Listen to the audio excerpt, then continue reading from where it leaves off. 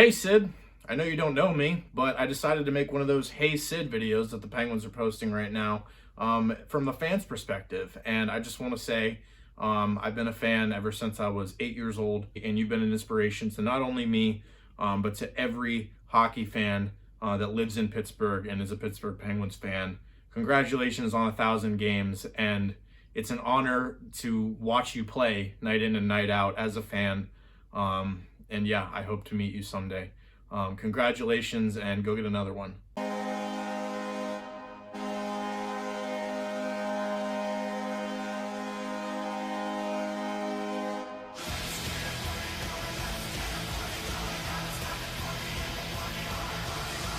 Penguins win on Sidney Crosby's 1,000th NHL game. The Penguins win a very tight game against the New York Islanders. I don't think the Penguins were the best team tonight. I think the Islanders played a little bit better than the Penguins, but I'm not disappointed in the Penguins' effort tonight. I liked a lot of things that I saw. Every one of our goals was scored by a defenseman tonight. Joseph-Letang got his first and second goal tonight. It was really nice to see that. Let's go over the lines real quick. Once again, no lineup changes, but Evgeny Malkin leads the first period.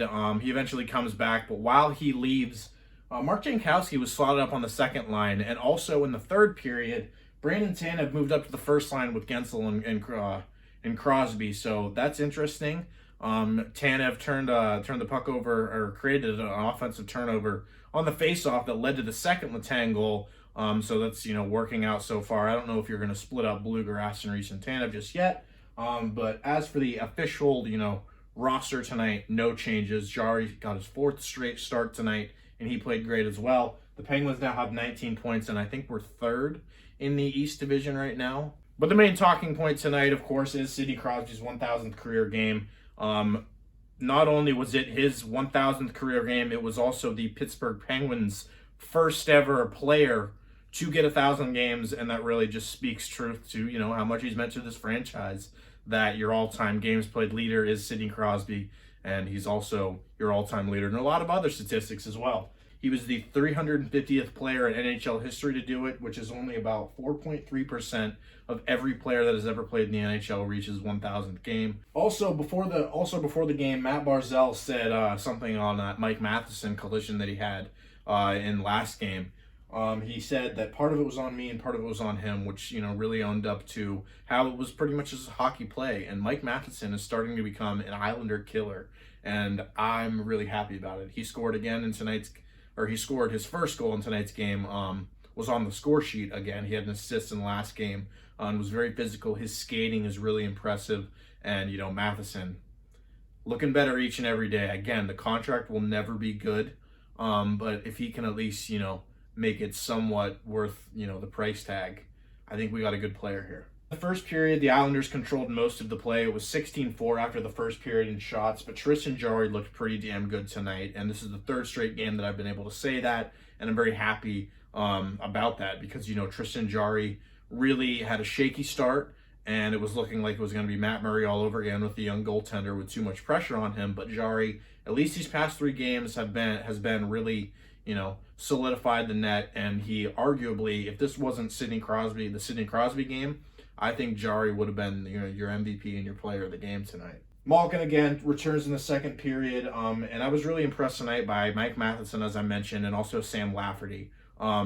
But also at the same time, as I mentioned in last PFR, Lafferty is starting to become too noticeable, if that makes any sense, because he's trying to do things that will obviously get a rise out of the bench and get the attention of Mike Sullivan. As I mentioned, against the Washington Capitals, he was going after Zdeno Chara. He was trying to, in the last game against the Islanders, he stripped Varlamov of the puck, but he got a penalty for it. Mike Matheson is also kind of doing the same. He can skate well, and he can skate the puck out, which in instances like his goal tonight work out perfectly, but also in instances that don't work out, things can be a little shaky.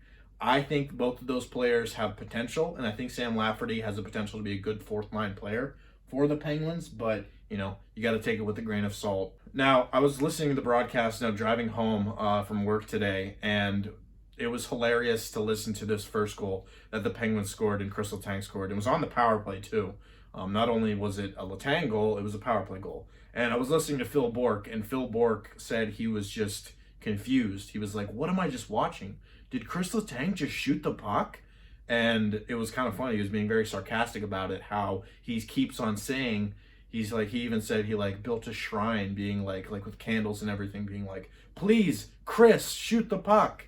And he finally did tonight, not once but twice, and he found the back of the net. And Letang has a great shot, and he finally used it tonight. Penguins are up in this one 1-0, but not for long, as Jordan Eberle, or Penguin Killer, gets his 7th of the year. Mike Matheson, kind of a bad play on that one.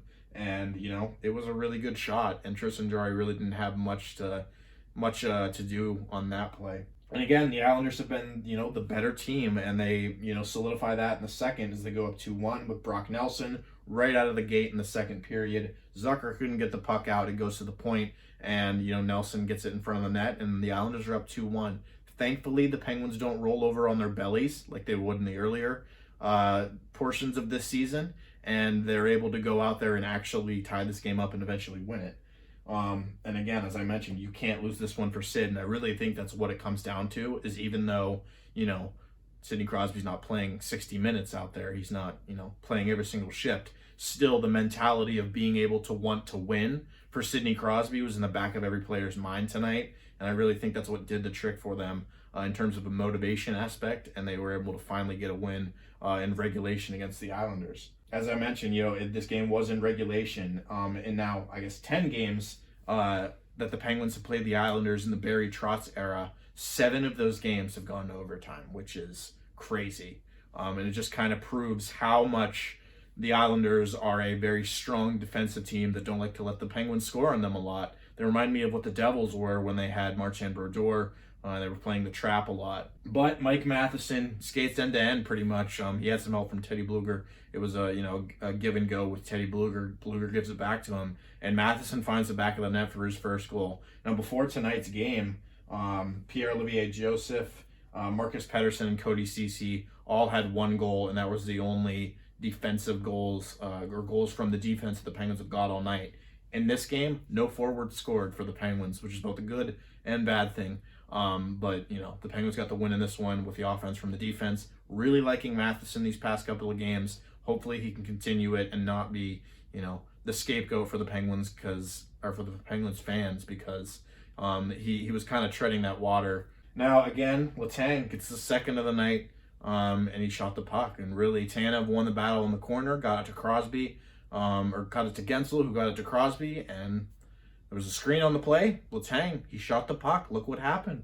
3-2 Penguins. That ends up being the game winner. And again, all goals tonight from the defense, so they kind of stole the show in this one, along with Tristan Jarry, who played great tonight as well. That's not to say that Sidney Crosby was not evident in this game. He obviously had his 1,000th career game, and he also had 2 assists in it. So my 3 stars for the night: number 1, Crosby; number 2, Letang with 2 goals; and number 3, Tristan Jarry. And it's good to get a win on a night like this so that we can actually sit back and respect and, you know, marvel at the career of Sidney Crosby, because it's been just a great past 16 years now, almost. And we're just so lucky to have him here in Pittsburgh. And again, I'll never get over how much of an impact he's not only had to me in my just life, not even my sports fandom, just my life. And, you know, countless other Pittsburghers and just hockey fans in general. So yeah, again, if Sidney Crosby is magically watching this video, we love you here in Pittsburgh, and we thank you for everything that you've done. My question for you guys, my PFR question for the night: what is your favorite Sidney Crosby moment? I know mine will forever be his return game against the Islanders when he scored that backhand goal, because I was just terrified that he would never come back. And Bob Grove pointed out that Sidney Crosby is currently 35th all-time in NHL points, right? If he were to play, I think it's 217, if I remember the statistic correctly. If Sidney Crosby were to play those 217 games played that he missed with his concussions and all the other injuries that he's had in his career, he would be 14th in an all-time NHL points if you're going by his anticipated points per game that he's had over his entire career. And that goal against the Islanders when he came back in 2011 will forever be my favorite Sidney Crosby goal, because not only is it a great goal, it's a great backhand, it's a signature Crosby move, but it really just proved that he was back and that he hadn't changed. There was, worries that he would come back and not be the same player. There was worries that he wouldn't be able to come back at all. And, you can talk about the Stanley Cups and every goal that he scored, even the Golden Goal and all those awards and achievements that he's had. But to me, the way that I look at it is that most of that would have never even happened if he weren't able, or if he wasn't able to come back in that game and come back to his full form after those concussions. So that's my favorite Crosby memory, was his comeback goal against the Islanders in 2011. So that is it for this one. Again, gotta love Sidney Crosby, man. And I was kind of like, getting a little sappy trying to watching these videos that the Penguins have put out. A bunch of former players and former coaches and family and friends of Sidney Crosby are congratulating him. But it's not the end of his career. 1,000 is just a milestone. There's much more coming from Sidney Crosby. And contrary to what Darren Dreger will say, it will all be with the Pittsburgh Penguins. He's not going anywhere. And there's many more, hopefully another 1,000 games for Sidney Crosby. He's a world-class athlete and just one of the greatest, role models anyone can ever have. And yeah.